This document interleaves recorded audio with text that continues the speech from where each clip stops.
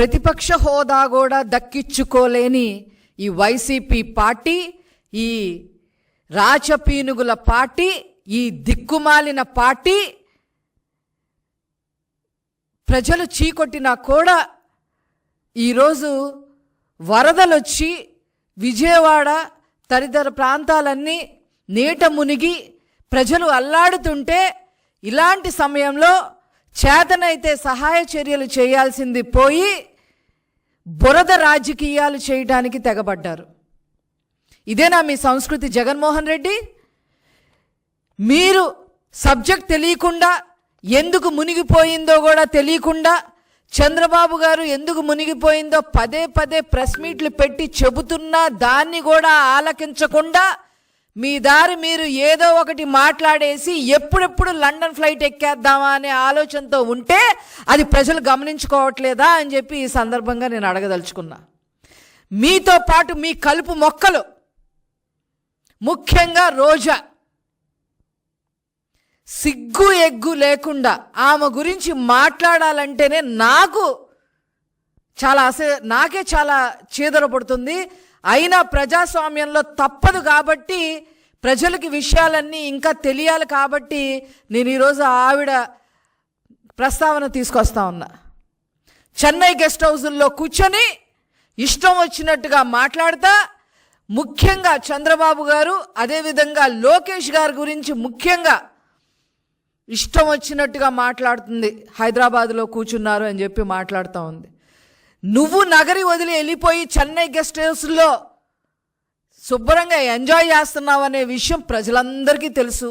అంతకుముందు యూరప్ టూర్లు వెళ్ళి శుభ్రంగా ఎంజాయ్ చేసావని కూడా ప్రజలందరికీ తెలుసు. అప్పుడప్పుడు ఇక్కడికి వచ్చి లేనిపోని అన్ని మాట్లాడటానికి సిద్ధపడితే తస్మాత్ జాగ్రత్త. అసలు కళ్ళుండి మాట్లాడుతున్నారా, కళ్ళు లేక మాట్లాడుతున్నారా, మతుండి మాట్లాడుతున్నారా, మతి లేకుండా మాట్లాడుతుందా, ఈ రోజు ఎలా మాట్లాడుతుందనే విషయం మాకు ఎవరికి కూడా అర్థం కావట్లేదు.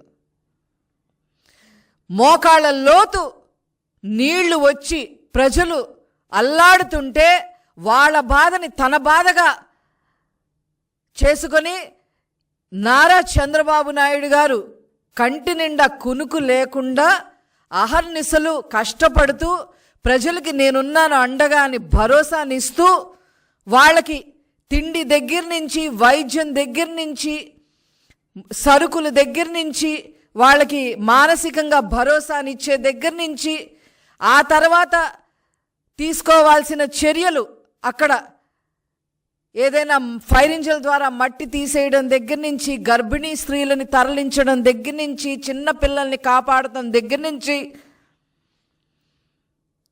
కొద్దిగా జబ్బు చేసిన వాళ్ళందరినీ జాగ్రత్తగా హాస్పిటల్ తీసుకెళ్లే దగ్గర నుంచి, పునరావాస కేంద్రాలని నిరంతరం పర్యవేక్షణలో ఉంచుతూ అధికారులని అప్రమత్తం చేస్తూ, అట్లాగే నారా లోకేష్ గారు బుడమేరు గండ్లు పూడ్చడానికి విశ్వ ప్రయత్నం చేస్తూ అధికారుల్ని, అదేవిధంగా అక్కడున్న కాంట్రాక్టర్ని, ప్రజల్ని అందరినీ సమన్వయపరుస్తూ, మరి 1 నెల 2 నెలల్లో జరగాల్సిన పనులని 2 రోజుల్లోనే పూర్తయ్యే విధంగా యుద్ధ ప్రాతిపదికన మరి నారా లోకేష్ గారు అక్కడ అహర్నిశలు కష్టపడుతూ ఉంటే నీ కళ్ళకి కనిపించట్లేదా అని చెప్పి ఈ సందర్భంగా రోజా నేను అడగదలుచుకున్నా. సిగ్గుందా మీకు? అసలు శవరాజకీయాలు చేస్తారా? అక్కడున్న ప్రజలే మిమ్మల్ని చీకొట్టారు. వరదల్లో మునిగి తేలిన ప్రజలే మిమ్మల్ని చీకొట్టారు. అయినా మీకు బుద్ధి రాల. అసలు ఈవిడ ఏంటి, ఈవిడ చరిత్ర ఏంటి, ఈవిడ దేనికి మాట్లాడుతుంది, ఈవిడకున్న అర్హత ఏంటి? ఈ రోజాకి నీకున్న అర్హతలు ఏంటో నేను చెప్పనా?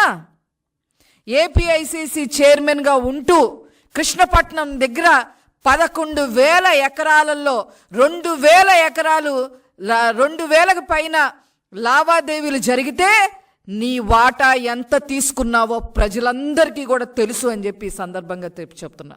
నువ్వు వరద బాధితుల గురించి, ముఖ్యంగా నారా లోకేష్ గారి గురించి మాట్లాడుతుంటే దయ్యాలు వేదాలు వల్లిస్తున్నట్టుగా ఉన్నాయి. అదేవిధంగా ఏపీ టూరిజం మినిస్టర్గా మీరు ఎన్ని దందాలు చేశారో ప్రజలందరికీ తెలుసు. సీఎంఓలో ఒక ప్రముఖ అధికారి మేనల్లుణ్ణి అక్కున చేర్చుకుని అర్హత లేకపోయినా ఆర్టీసీలో పనిచేసే వ్యక్తిని అర్హత లేకపోయినా రాయలసీమకి డివిజనల్ మేనేజర్గా చేసి అతని ద్వారా తిరుమలలో ఎన్ని దందాలు చేశారో ప్రజలందరికీ తెలుసు అని చెప్పి ఈ సందర్భంగా తెలియజేస్తున్నా. మీరా మాట్లాడేది నారా లోకేష్ గారి గురించి, చంద్రబాబు గారి గురించి? అక్కడ దాకా ఎందుకు? కూటవేటు దూరంలో, అంటే జగన్మోహన్ రెడ్డి ఇంటికి కూటవేటు దూరంలో ఎన్ని ఎకరాలు కబ్జా చేశారో, ఆ కబ్జా చేసిన వాటికి మీ బినామీ పేరు, ఒక రెడ్డి గారి పేరు కూడా మాకు తెలుసు. ఆ రెడ్డి గారు ఉండబట్టలేక మీకోసం గెస్ట్ హౌస్లు కడుతున్న విషయమూ మాకు తెలుసు. మీరా నారా లోకేష్ గారి గురించి మాట్లాడేది? అసలు ఏం పని నీకు ఇక్కడ? మంగళగిరి నియోజకవర్గంలో జగన్మోహన్ రెడ్డి గారి ఇంటి పక్కన నూతక్కిలో ఎన్ని ఎకరాలు భూమి దందా చేశావు? అసలు నీకేం పని ఇక్కడ? అదేవిధంగా నగరిలో కూడా ఎవరైతే ఈ రెడ్డి గారు ఉన్నారో అతనికి నగరిలో కూడా బినామీ పేరుతో మీ ఆస్తులన్నీ భుజాల మీద మోస్తున్నాడనే విషయం ప్రజలందరికీ తెలుసు. అదేవిధంగా ఏపీఐసిసి చైర్మన్గా ఉండగా కోట్ల రూపాయలు ఫర్నిచర్ కొనుగోలు చేసి ఒక అతని చేత కొనిపించి అతనికి కరెంటుకి సంబంధించిన కరెంట్ లైన్ కాంట్రాక్ట్లు ఇచ్చిన విషయం కూడా ప్రజలందరికీ తెలుసు అని చెప్పి ఈ సందర్భంగా నేను మనవి చేస్తా ఉన్నా. అంతేకాకుండా ఎక్కడెక్కడమ్మా ఇళ్ళు మీకు? అడయార్ దగ్గర నుంచి, చెన్నైలో అడయార్ దగ్గర నుంచి, నగరి దగ్గర నుంచి, హైదరాబాద్ దగ్గర నుంచి, బెంగళూరు దగ్గర నుంచి ఇన్ని విల్లాలు కట్టుకొని ఈరోజు ఏ విల్లాలో కూర్చొని ఈ విషయాలన్నీ మాట్లాడుతున్నావు, ఈ దిక్కుమాలిన విషయాలన్నీ మాట్లాడుతున్నావో మాకు అర్థం కావట్లా. అదేవిధంగా పోనీ ఇంటి బయట దందా చేసావు, కాన్స్టిట్యున్సీ నియోజకవర్గ బయట చేసావు అనుకుంటే సరే, చేసావు, సరే, నీ బుద్ధి అలాంటిది. నియోజకవర్గ ప్రజలనైనా ఏమన్నా వదిలిపెట్టావా? నీ అన్నదమ్ములు ఇద్దరిని పక్కన పెట్టుకొని వాళ్ళ నియోజకవర్గం మొత్తం వాళ్ళకి అప్పచెప్పి నియోజకవర్గ ప్రజల్ని, నగరి నియోజకవర్గ ప్రజల్ని ఎంత నాశనం చేశావో అక్కడ ప్రజలను అడిగితే చెప్తా ఉంటారు.